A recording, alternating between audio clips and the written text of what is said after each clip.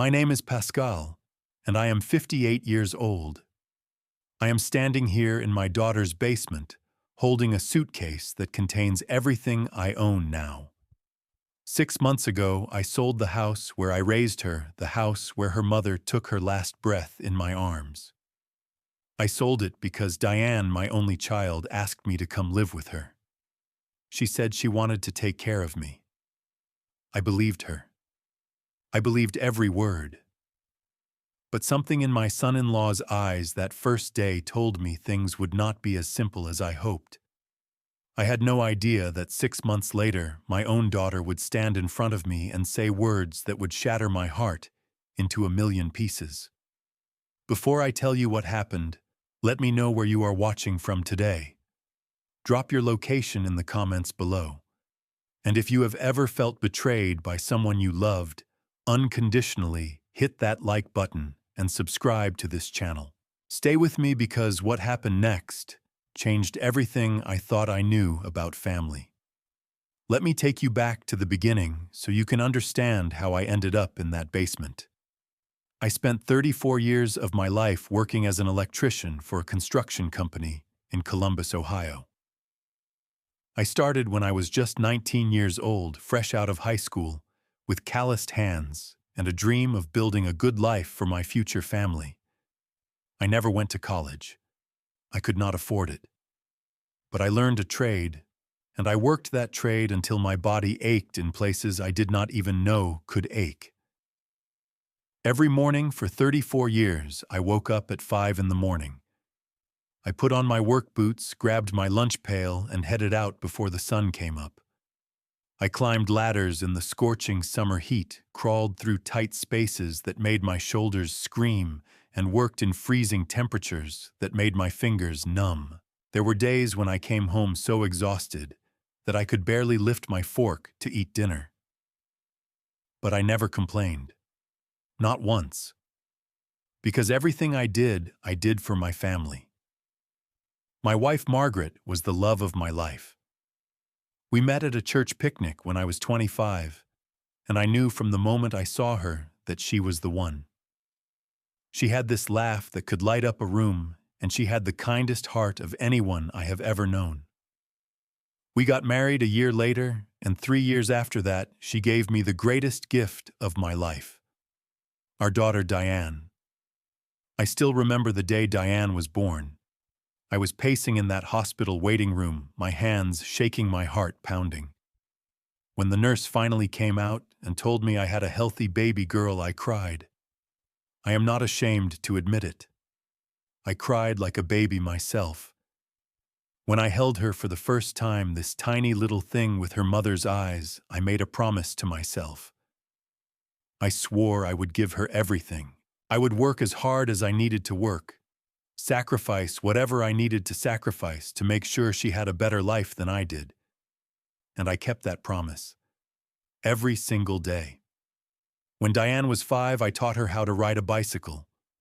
I ran alongside her in the park holding the back of her seat until she finally found her balance and pedaled away on her own. The look on her face, that pure joy, that is a memory I will carry with me until the day I die. Every summer, I took her fishing at Lake Erie. We would wake up early, pack sandwiches and lemonade, and spend the whole day out on the water. She was not very good at fishing, to be honest. She was too impatient. But she loved being out there with me, and I loved being out there with her. Those were the best days of my life. When Diane got older and wanted to go to college, I picked up extra shifts. I worked weekends, holidays, any overtime I could get. Margaret took on a part-time job at the local grocery store to help. We saved every penny we could, so our daughter could have the education we never had. And when she graduated with honors, with a degree in accounting, I sat in that auditorium with tears streaming down my face, bursting with pride. My little girl had done it. She had made something of herself. I turned to Margaret that day and said everything we did was worth it. Every sacrifice, every long night, every aching muscle. It was all worth it. Margaret smiled at me and squeezed my hand. She said, We raised a good one, Pascal. We really did. But life has a way of taking things from you when you least expect it. 6 years ago, Margaret was diagnosed with pancreatic cancer. The doctors said it was aggressive, that we should prepare for the worst. But I refused to give up on her. I took a leave of absence from work and became her full-time caregiver.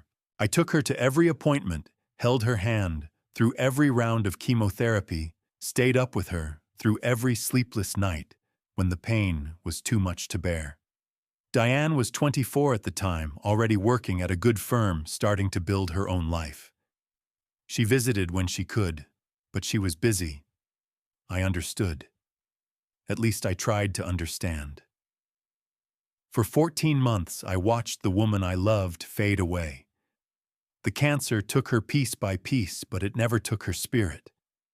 Even in her final days, Margaret was more worried about me than about herself. I remember the last night. I was sitting beside her bed holding her hand when she opened her eyes and looked at me. Her voice was barely a whisper. "Pascal," she said, "take care of our girl. Promise me." "I promise," I said. "I will always take care of her, Maggie. Always." She smiled at me one last time, and then she was gone. After Margaret passed, I went back to work. What else could I do? I had to keep moving, keep busy, or the grief would have swallowed me whole. I rattled around in that big, empty house, the house we had lived in for 32 years, surrounded by memories of her. Some nights I would sit in her favorite chair and just talk to her, even though I knew she could not hear me. Diane got engaged a year after her mother's death. She met Derek at her company. He was a manager in the marketing department, tall, well-dressed, confident. The kind of man who always seemed to know exactly what to say and exactly when to say it. The first time I met Derek, he shook my hand firmly and smiled at me, but something about him felt off. I could not put my finger on it. He was polite enough, but there was a coldness behind his eyes, a calculating look that made me uneasy. I told myself I was being paranoid. I told myself I was just being an overprotective father, that no man would ever be good enough for my little girl. So I pushed those feelings aside and tried to welcome him into the family.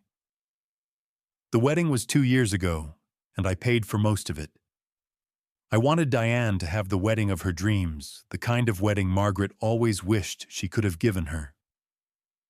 I spent nearly $40,000 on that wedding. The venue, the flowers, the dress, the catering. I did not mind. I would have given every cent I had to see my daughter happy.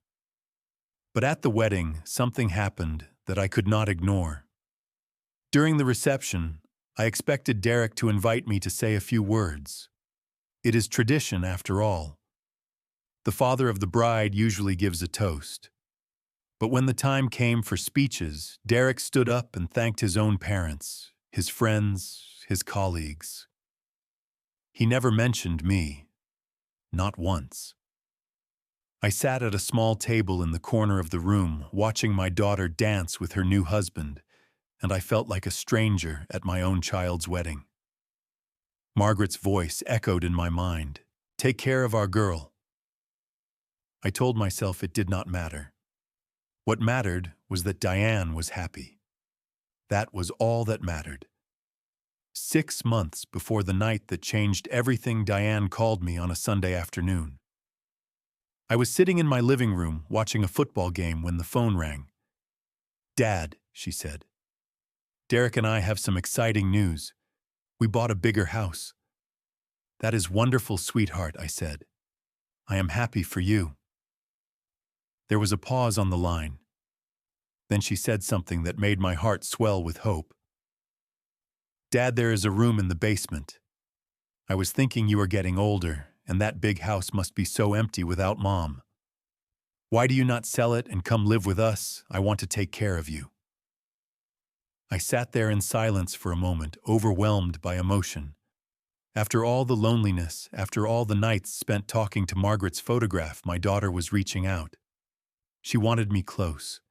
She wanted to take care of me. Are you sure? I asked. I do not want to be a burden. Diane laughed. Dad, you could never be a burden. You are my father. You raised me. It is my turn to take care of you now. Those words meant everything to me. Everything. I agreed to move within the month. Selling the house was one of the hardest things I have ever done. 32 years of memories were held within those walls. The kitchen where Margaret used to bake her famous apple pie every Thanksgiving. The backyard where I taught Diane how to throw a baseball. The bedroom where I held my wife's hand as she took her final breath. The real estate agent said I could get $320,000 for it if I waited, but I did not want to wait. I was eager to start this new chapter to be close to my daughter again. So I accepted an offer of $285,000 and closed the deal in 3 weeks. I spent those 3 weeks sorting through a lifetime of belongings. Most of it I donated or threw away, but there were some things I could not part with. Margaret's hand-knitted scarf, the one she made during our first winter together.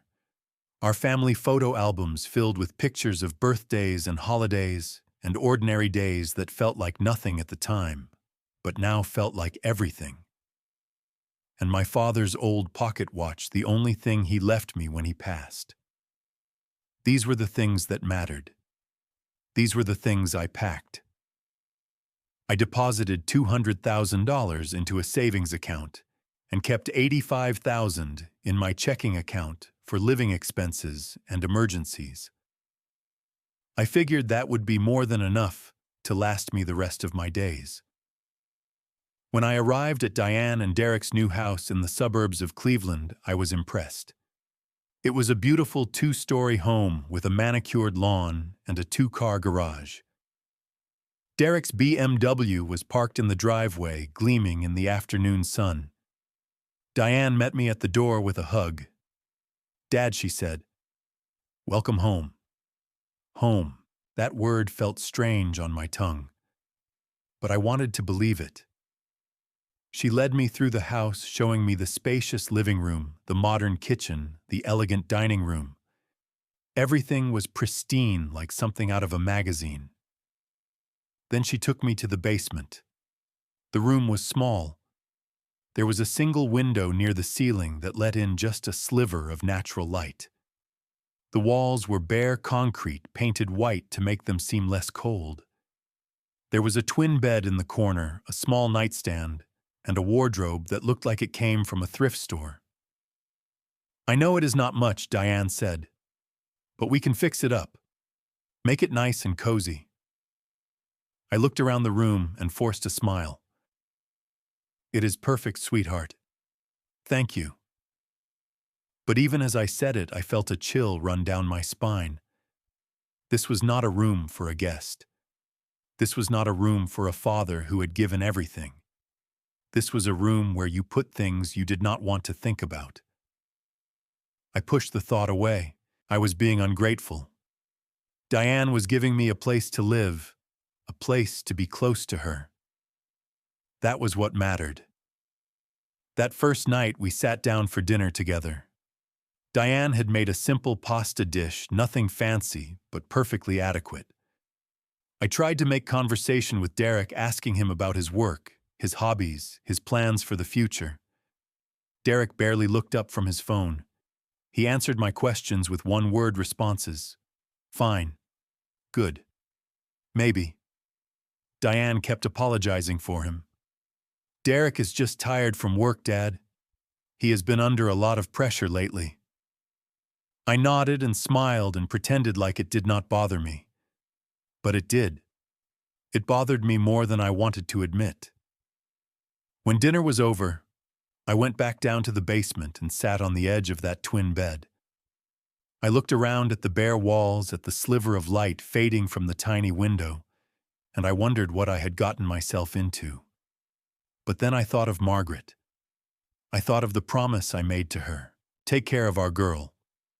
I would do whatever it took to keep that promise. The first week in my daughter's house, I tried to make myself useful. I offered to help with yard work, to fix a leaky faucet in the guest bathroom, to cook dinner when Diane and Derek were too tired. I wanted to contribute, to show them that I was not a burden. But from the beginning, there were rules. Diane pulled me aside one morning and said, "Dad, Derek likes the house to be quiet in the morning before he leaves for work. Would you mind staying in your room until he is gone?" "Of course," I said. "No problem." So I stayed in the basement every morning until I heard the garage door close. Sometimes that was not until 9 in the morning. Then there were more rules. "Derek does not like the smell of cooking, so maybe you could just make sandwiches for lunch instead of using the stove." I nodded. "And Dad, Derek prefers to relax in the living room when he gets home from work. Maybe you could spend your evenings in your room." I nodded again. One rule after another. "Do not use this. Do not touch that. Do not be here. Do not be there." I started to feel like a ghost in my own daughter's house, invisible and unwanted.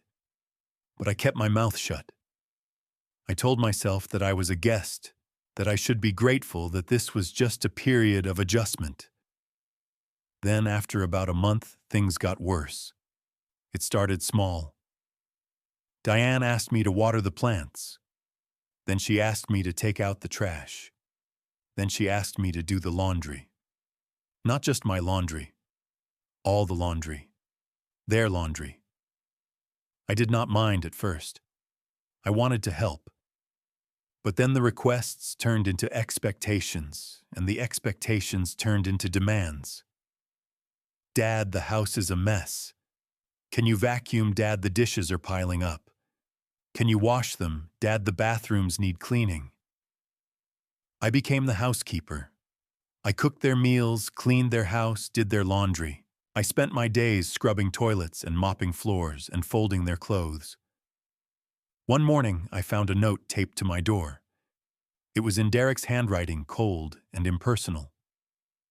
"Your shoes are scuffed. Mine need to be polished by 6 this evening." I stared at that note for a long time.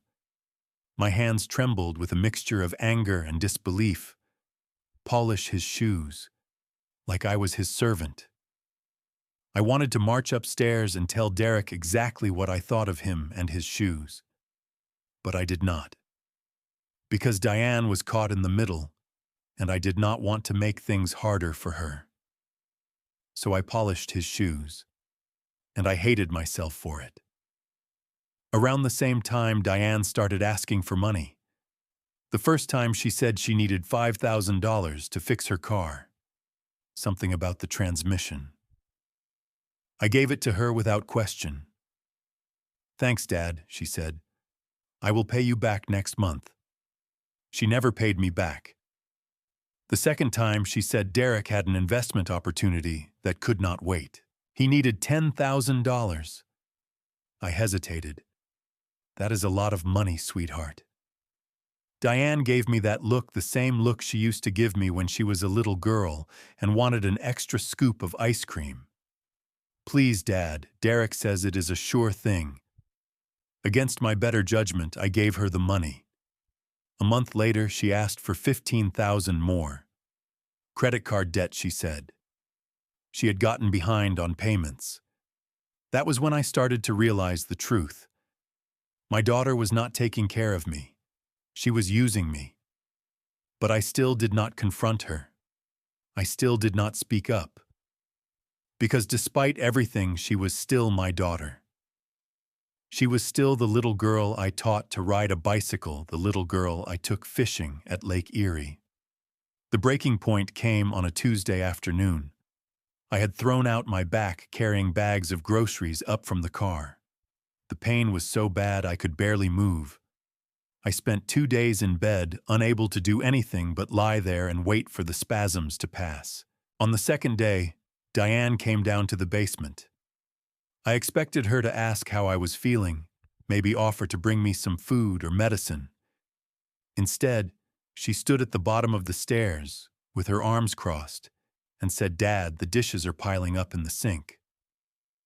When are you going to take care of them?" I stared at her.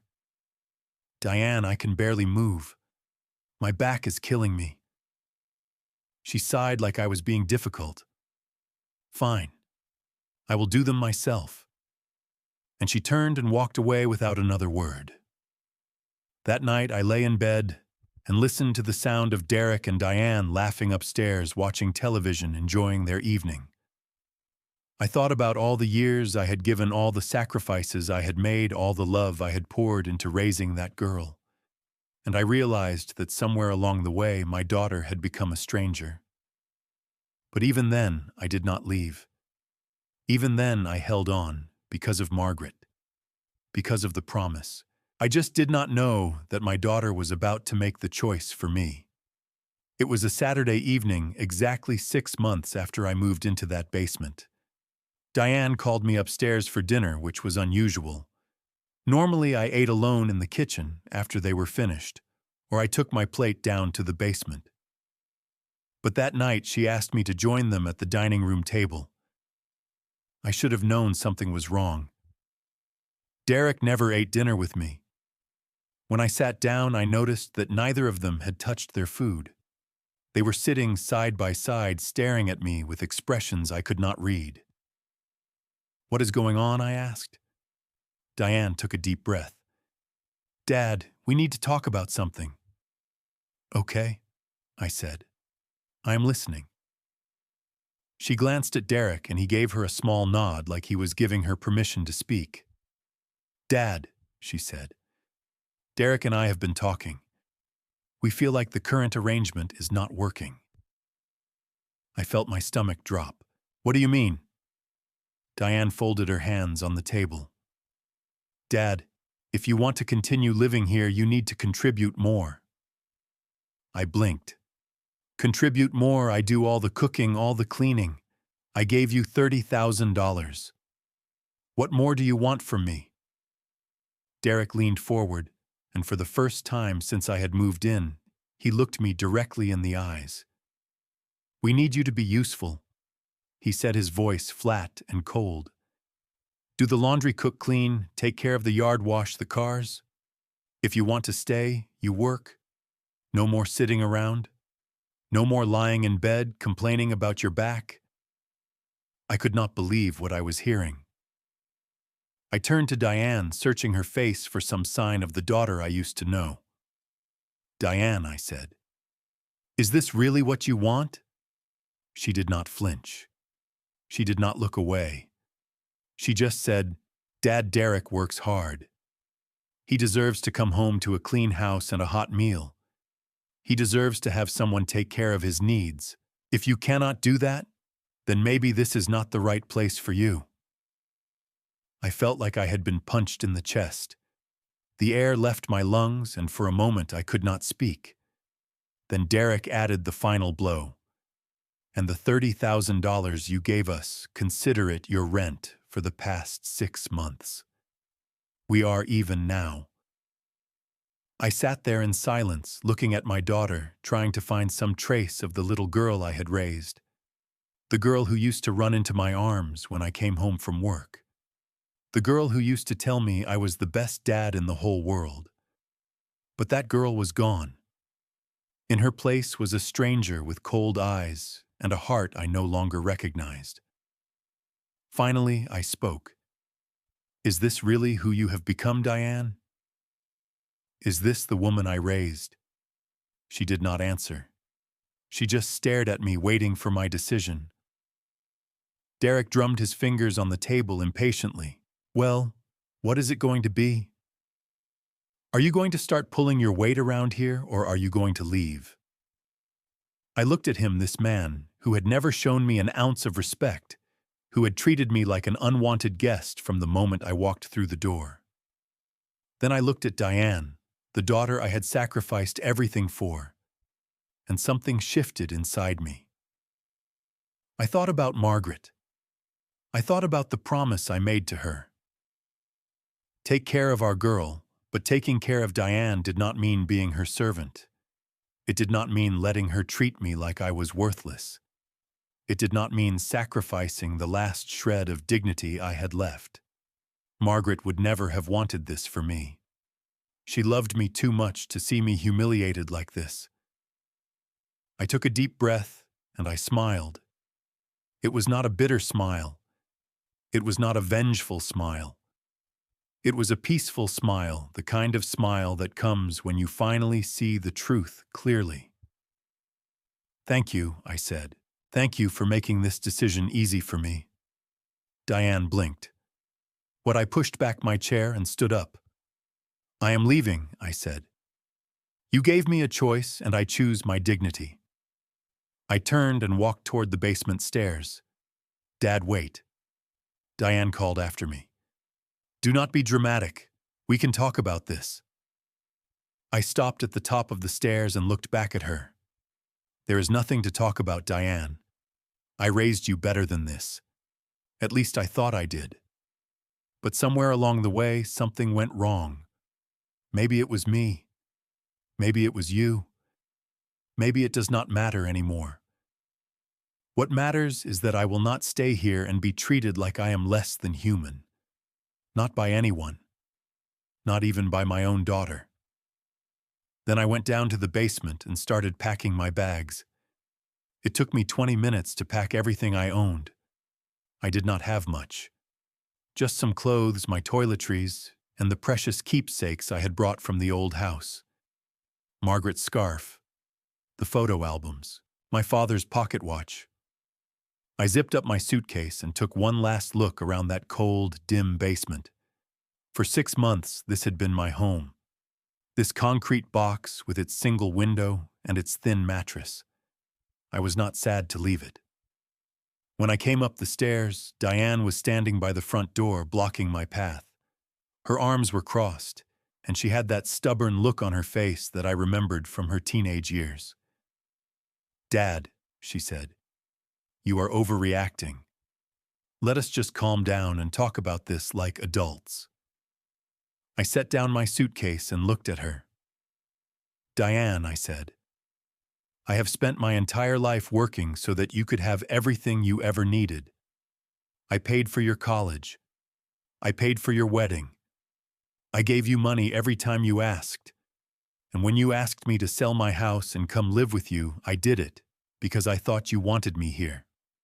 I thought you wanted to take care of me. I did," she said. "I do."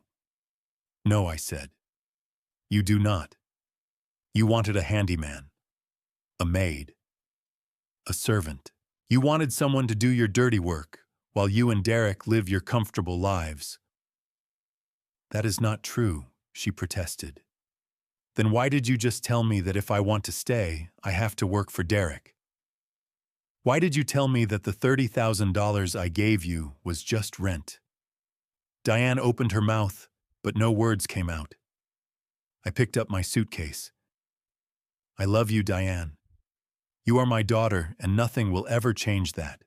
But I cannot stay here. I will not stay here. Not like this." I reached for the door handle. "Dad, please," she said. Her voice cracked, and for a moment I thought I saw tears in her eyes. "Where will you go? I do not know yet," I said. "But anywhere is better than a place where I am not wanted." I opened the door and stepped out into the night. The air was cool and crisp, and the sky was full of stars. I took a deep breath, filling my lungs with the scent of freedom. Then I walked to my car, put my suitcase in the trunk, and drove away. I did not look back. That first night, I drove for about 2 hours before I found a motel off the highway. It was a rundown place with a flickering neon sign and a parking lot full of cracks, but it was cheap, and I was exhausted. The room smelled like mildew and cigarette smoke, but I did not care.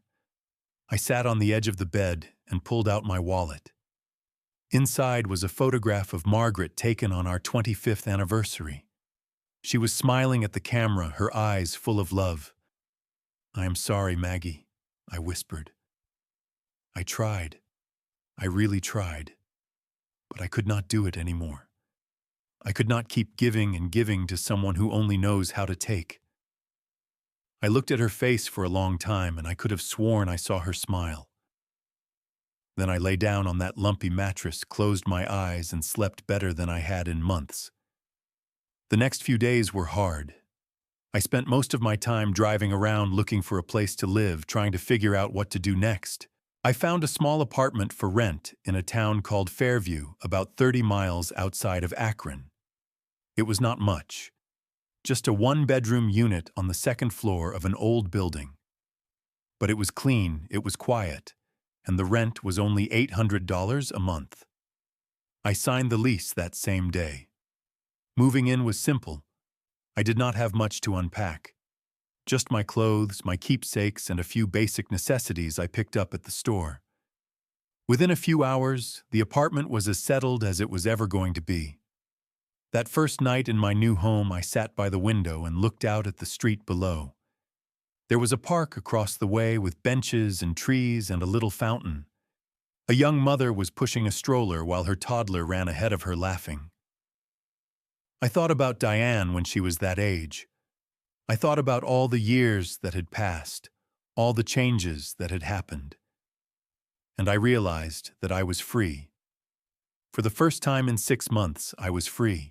2 weeks later, Diane called me. I did not recognize the number at first, because I had blocked her old one. She must have used someone else's phone. "Dad," she said. "Where are you? Derek needs the car washed for a meeting tomorrow." I was silent for a moment, letting her words sink in. "Diane," I said finally, "I am not your servant. I never was. Dad, please. I'm sorry if we upset you. Just come back and we can work this out." I shook my head even though she could not see me. "No, Diane. There is nothing to work out. You made your choice, and I made mine. Goodbye." I hung up the phone and blocked the new number too. Then I poured myself a cup of coffee and watched the sun set over Fairview. The turning point came about a month after I moved to Fairview. I was at a hardware store picking up some supplies to fix a leaky pipe in my apartment when I heard someone call my name. Pascal Morrison. "Is that you?" I turned around and saw a face I had not seen in years. Walter Jennings, my old colleague from the construction company. We had worked together for nearly 2 decades before he retired about 5 years ago. "Walter," I said, breaking into a genuine smile for the first time in weeks. "How have you been?" We shook hands, and he clapped me on the shoulder. "I have been great," he said, "living the retired life." "What about you? I heard you sold your house. What brings you to Fairview?" I hesitated. "Long story," I said. Walter raised an eyebrow. "I have got time if you have got coffee." We ended up at a little diner down the street, sitting in a booth by the window drinking coffee and catching up. I told him everything. The move to Cleveland, the way Diane and Derek treated me, the ultimatum, my decision to leave. Walter listened without interrupting. When I finished, he shook his head slowly. "That is rough," he said. "I am sorry, Pascal. You deserved better than that." I shrugged. "It is what it is. I am just trying to figure out what comes next." Walter leaned back in his seat and studied me for a moment. "You know," he said, "I have been keeping myself busy since I retired. I opened a little handyman service. Just small jobs fixing things for folks around town. Nothing major. But it keeps me active and it gives me something to do." "That sounds nice," I said. "It is," he said. "But here is the thing. I have been getting more calls than I can handle. People need help with all kinds of things. Electrical work, plumbing, carpentry. Most of them are older folks who cannot do it themselves anymore." He paused and looked at me. "You have got skills, Pascal. 34 years of skills. You should not let them go to waste. Why do you not start something of your own?" I thought about it for a moment. My first instinct was to say no. I was too old, too tired, too beaten down. But then I thought about those long days in Diane's basement feeling useless and invisible. I thought about how good it felt when I could actually fix something, make something work. Maybe I said slowly, "Maybe you are right." Walter grinned. "Tell you what, I have got a job lined up this Saturday. Lady needs her porch railing fixed. Why do you not come with me? See if it is something you might want to do." I nodded. "Okay, I will give it a shot." That Saturday I went with Walter to fix the porch railing. It was a simple job, nothing I could not have done in my sleep. But when we finished, the woman who owned the house, a sweet old lady named Agnes, smiled at me like I had just saved her life. "Thank you so much," she said. "My late husband used to take care of these things. I do not know what I would do without people like you." That was when it clicked. I was not useless. I was not a burden. I had value. I had skills. And there were people out there who needed help. That night, I sat down at my kitchen table and made a plan. Over the next few weeks, I used some of my savings to get started. I bought a used cargo van for $3,000. I stocked it with tools and supplies. I printed up some flyers and business cards. I called my new business Pascal's Helping Hands. The first few months were slow. I got a trickle of jobs here and there, mostly through word of mouth. But gradually the calls started coming more frequently. A leaky faucet here, a broken light fixture there. People started recommending me to their friends and neighbors. I discovered something that I had forgotten during those dark months in my daughter's house. I loved working with my hands. I loved fixing things, making them right. And I loved helping people, especially the older folks who reminded me of myself. About 3 months into my new venture, I got a call from a woman named Eleanor. "Hello," she said. "I got your number from my neighbor Agnes. She said you fixed her porch railing. I have some electrical problems at my house, and I was hoping you could take a look." "I will be there tomorrow morning," I said. Eleanor lived in a modest little house on Maple Street, with a tidy front yard and flower boxes in the windows. When she answered the door, I was struck by her warm smile and kind eyes. She was about my age, maybe a few years younger, with silver hair pulled back in a neat bun. "Thank you so much for coming," she said, ushering me inside. "I have been having problems with the lights in my kitchen. They flicker on and off, and I am worried there might be something wrong with the wiring." I spent the next few hours diagnosing and fixing the problem. It turned out to be a loose connection in the electrical panel, nothing too serious. But while I worked, Eleanor and I talked. She told me about her husband, Frank, who had passed away from a heart attack 3 years ago. She told me about her son who had moved to Seattle after getting married and barely called anymore. "I understand loneliness," she said. "I understand feeling like the people you raised have forgotten you exist." I nodded. "I know exactly what you mean." When I finished the job, Eleanor insisted on making me lunch. We sat at her kitchen table eating sandwiches and talking like we had known each other for years. She had a wonderful sense of humor, and she made me laugh in a way I had not laughed in a long time. After that day, I found excuses to stop by Maple Street, a gutter that needed cleaning, a fence post that needed replacing. And each time Eleanor would invite me in for coffee or lunch, and we would talk for hours. I was not looking for romance. Neither was she. But somewhere along the way, we became friends. Then we became companions. Then we became something more than that. Eleanor did not try to change me. She did not try to use me. She just accepted me for who I was, scars and all. And I did the same for her. A year after I started Pascal's Helping Hands business had grown beyond anything I expected. I had hired 3 part-time employees, all of them middle-aged folks like me who were looking for meaningful work. We had more jobs than we could handle, and we were making a real difference in people's lives. I was not rich. I was not trying to be, but I had enough. Enough money, enough purpose, enough peace. I bought a small house with a little backyard just a few blocks from Eleanor. I planted tomatoes and roses just like Margaret used to do. And on summer evenings, Eleanor would come over and we would sit on the porch and watch the fireflies dance in the twilight. One night, as we sat there together, Eleanor reached over and took my hand. "You know," she said, "you are a good man, Pascal. I am glad I found you." I smiled at her. "I am glad you found me too." And for the first time in as long as I could remember, I meant it. 18 months had passed since the night I walked out of Diane's house. I was in my backyard pruning the roses when my phone rang. The number was unfamiliar, but something told me to answer. "Hello, Dad." It was Diane. Her voice sounded different somehow. Smaller. Broken. "Diane," I said. "What is wrong?" She was crying.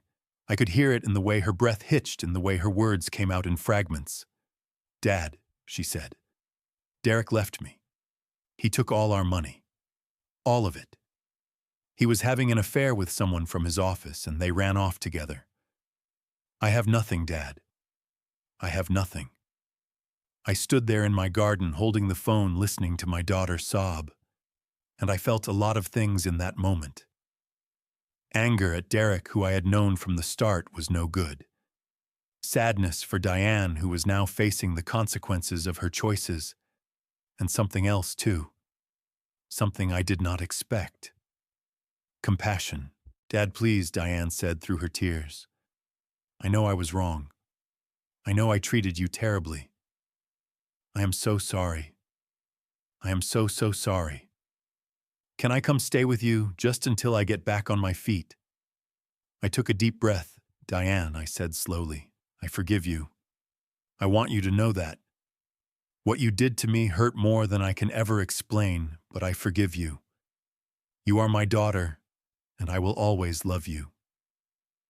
"Thank you, Dad," she whispered. "Thank you so much." But I continued. "Forgiving you does not mean I can just let you back into my life the same way. You need to understand that." There was silence on the other end of the line. "Diane," I said, "I spent my whole life giving to you. Giving my time, my energy, my money, my love, and I never asked for anything in return except respect. But you could not even give me that. You treated me like I was nothing, like I was a servant to be used and discarded. Dad, I know. I am so sorry. I know you are," I said. "And I believe you, but sorry is not enough. Build it, and I will not let anyone build it, and I will not let anyone take that away from me. Not even you." "What do you want me to do?" she asked. "I want you to stand on your own 2 feet," I said. "I want you to figure out who you are without Derek, without me, without anyone else propping you up. I will help you. I will be here for you. But I will not carry you. Not anymore." There was a long pause. "I understand," Diane said finally. Her voice was steadier now, calmer. "I understand, Dad. And I am sorry it took me so long to see the truth." We talked for a little while longer. I gave her some practical advice about finding a job, about managing her finances, about picking up the pieces. Before we hung up, I told her she could come visit sometime when she was ready. We could start rebuilding our relationship slowly, one step at a time. "I would like that," she said. "I would like that a lot." After we hung up, I stood in my garden for a long time, looking at the roses and the tomatoes and the blue sky overhead. I thought about Margaret, about the promise I had made to her. Take care of our girl. I had kept that promise, I realized, just not in the way I expected. Sometimes taking care of someone means stepping back and letting them fall so they can learn to stand up on their own. Over the next few months, Diane and I began the slow process of rebuilding. She found a job at an accounting firm in Columbus, not as prestigious as her old position, but steady work. She rented a small apartment, learned to cook her own meals, learned to take care of herself. We met for dinner once a month at a restaurant halfway between our two homes. At first, our conversations were awkward, stilted. There was so much history between us, so much pain. But gradually, things got easier. We started talking about real things, important things. We started laughing again. Diane was changing. I could see it in the way she carried herself, in the way she spoke, in the way she looked at me. She was not the same person who had stood in that dining room and told me to serve her husband or leave. She was becoming someone else, someone stronger, someone better. And I was proud of her. One evening, about a year after she had first called me crying, we were sitting at our usual restaurant, when Diane reached across the table and took my hand. "Dad," she said, "I need to tell you something." "What is it, sweetheart?" She looked me in the eyes and I saw tears glistening there. "I am sorry," she said. "I know I have said it before, but I need to say it again. I am sorry for the way I treated you. I was selfish and blind and cruel, and you did not deserve any of it. You were the best father anyone could ask for, and I threw that away. I will regret it for the rest of my life." I squeezed her hand. "Diane," I said, "I forgave you a long time ago. What I want now is for us to move forward, to build something new, something better." She nodded, wiping her eyes. "I want that too, Dad. More than anything." We sat there in that restaurant, father and daughter holding hands across the table. And for the first time in years, I felt like I had my daughter back. Not the same daughter she used to be, not the same relationship we used to have, but something new, something real, something that could grow. And that was enough. That was more than enough. I am 59 years old now. I have a small business that keeps me busy and makes me feel useful. I have a woman who loves me and whom I love in return. I have a daughter who is learning to stand on her own feet and who is slowly becoming the person I always knew she could be. And I have peace. Real peace. The kind that comes from knowing who you are and what you are worth. I spent most of my life giving to others, giving my time, my energy, my money, my heart. I gave and gave and gave until there was almost nothing left. And I thought that was what love meant. I thought that was what family meant. But I was wrong. Love does not mean sacrificing your dignity. Family does not mean accepting abuse. Being a good father does not mean being a servant. Sometimes the most loving thing you can do is walk away. Sometimes the strongest thing you can do is say no. I wish someone had told me that earlier. I wish I had known it before I spent 6 months in that cold basement polishing a man's shoes and scrubbing his toilets. But maybe I needed to go through that darkness to find the light on the other side. If you are watching this, and you are going through something similar, if someone you love is treating you like you are worthless, if you feel trapped in a situation that is slowly crushing your soul, I want you to know something. You deserve better. You deserve respect. You deserve dignity. And it is never too late to start over. It is never too late to walk away from something that is killing you and walk towards something that gives you life. That is what I did. That is what saved me. Now, before I go, I want to ask you a question. Have you ever had to choose between your own dignity and a relationship with someone you love? Have you ever had to walk away from someone you cared about because they refused to treat you with respect?